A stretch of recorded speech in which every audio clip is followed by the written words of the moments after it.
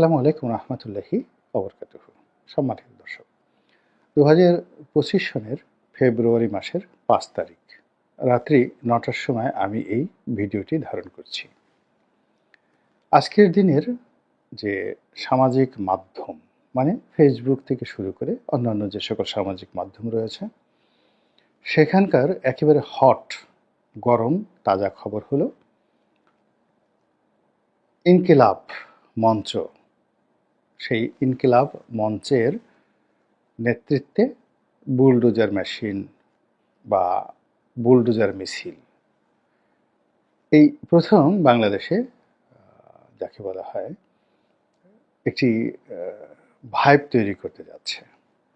অর্থাৎ বুলডোজার, ভেকু এগুলো নিয়ে মিছিল করা হবে এবং এগুলো দিয়ে একটি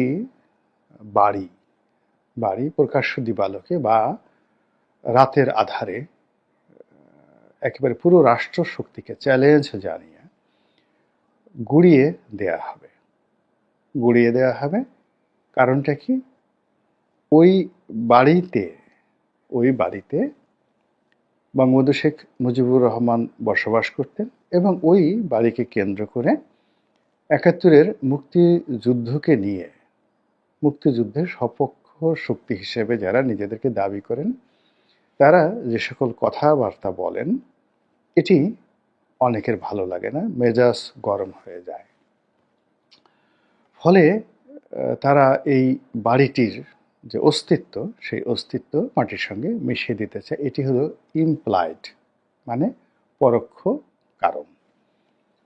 প্রত্যক্ষ যে কারণ সেটি হলো বঙ্গবন্ধু শেখ মুজিবুর রহমানের যে কন্যা শেখ হাসিনা, তিনি বাংলাদেশ থেকে তিনি ভারতে চলে গেছেন, পালিয়ে গেছেন।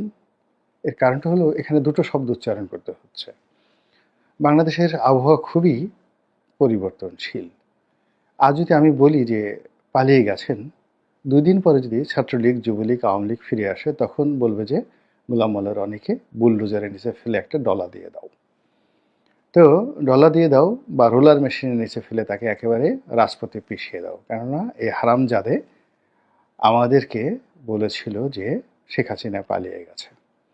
আবার শেখ হাসিনার যারা লোকজন রয়েছে তাদের চাইতেও এখন যারা মব তৈরি করছে, মব জাস্টিস করছে, তাদেরকে নিয়েও যথেষ্ট ভীতি রয়েছে এবং তারা বলতে পারে যে এই লোকটি শেখ হাসিনা পালিয়ে গেছে, আমরাও বলছি, আর তার কত বড় সাহস আমাদের স্বাধীন বাংলায় বসবাস করে সে বলছে শেখ হাসিনা চলে গেছে, বাংলাদেশ থেকে ভারতে চলে গেছে। মনে হয় যেন উনি নিজের ইচ্ছায় গেছে। আমরা যে তাকে একেবারে বাধ্য করেছি, আমাদের ভয় যে তিনি পালিয়ে গেছেন, কোনো মতে দৌড়ে পালিয়েছেন, পানি খাওয়ার মতো সুযোগ তিনি পাননি, দুপুরের খাবার খাওয়ার সুযোগ পাননি। আর এটাকে উনি বলছেন যে তিনি ভারত চলে গেছেন স্বেচ্ছায়। তো কাজেই তাকেও একটা ডলা দেওয়া হোক। তো এই ডলাডলির ভয়ে আমি সাধারণত এখানে দুটো শব্দই উচ্চারণ করি। এখন যে যেভাবে পারেন বা যেভাবে বুঝেন সেভাবে তারা নিজেদের মতো করে বিষয়টি ধারণ করেন।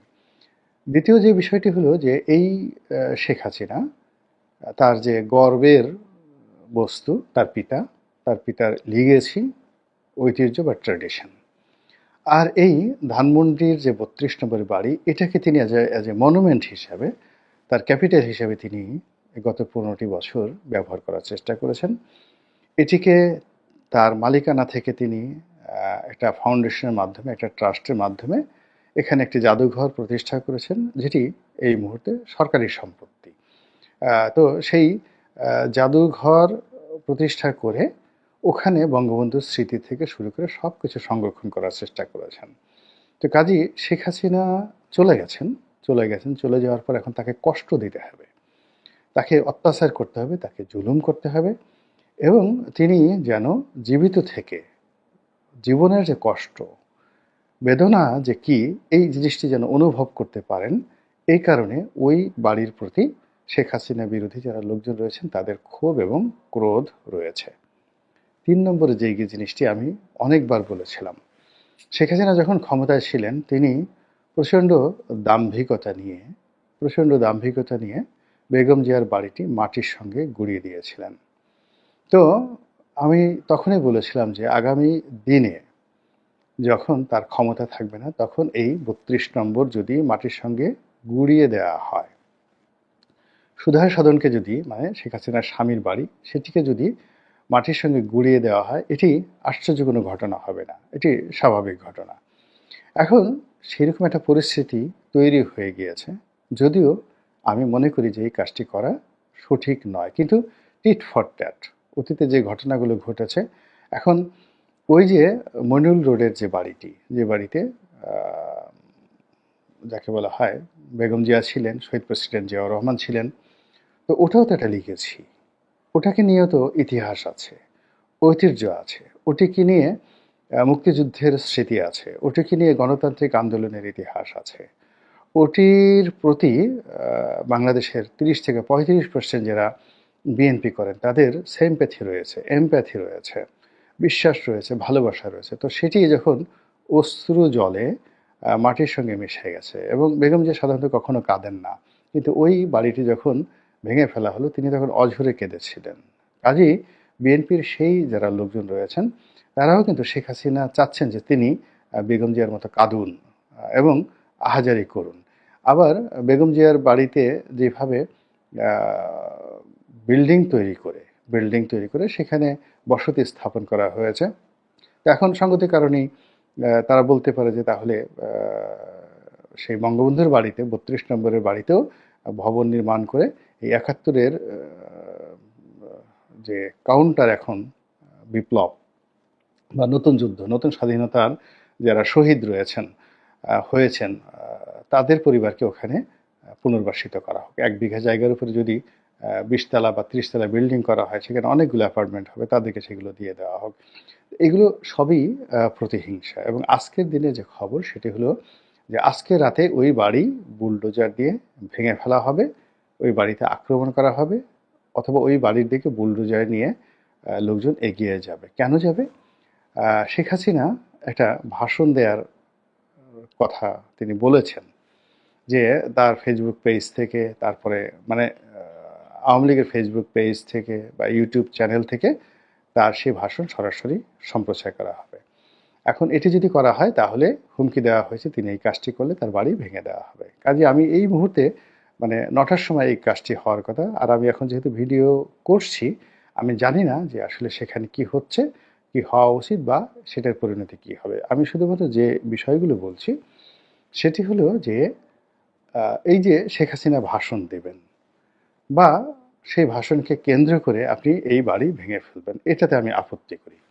আপনার যদি শক্তি থাকে, ইচ্ছা থাকে, জিদ থাকে, ক্রোধ থাকে, জিঘাংসা থাকে, তাহলে ৩২ নম্বরের বাড়িটিরকে আপনি আলাদা করে ফেলেন। আলাদা করে আপনি আপনার মতো ভাঙেন, আপনি আপনার মতো ধ্বংস করেন। আপনি তো একটা সময় ওখানে আগুন লাগিয়ে দিয়েছেন, তো কি হয়েছে? নাথিং। তারপরে ওখানে ১৫ই আগস্টের দিন যারাই গিয়েছে তাদেরকে অপমান করা হয়েছে, লাঞ্ছিত করা হয়েছে। কি হয়েছে বাংলাদেশে? বাংলাদেশে আসলে ক্ষমতা যাদের হাতে থাকে তাদের বিরুদ্ধে সাধারণত মানুষ দাঁড়ায় না।